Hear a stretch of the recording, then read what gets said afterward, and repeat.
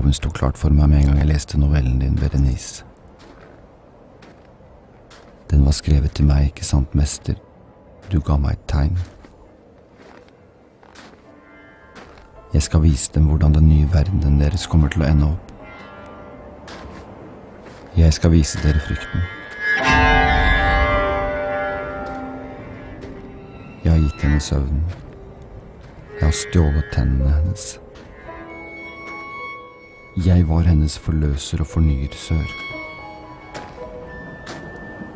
Fra kirkegården gikk jeg med lettet hjerte.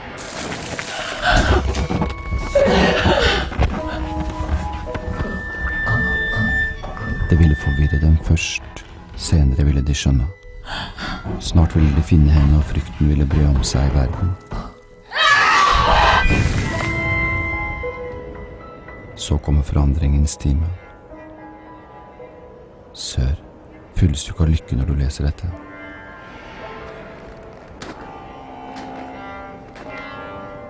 Er du ikke stolt som en hane?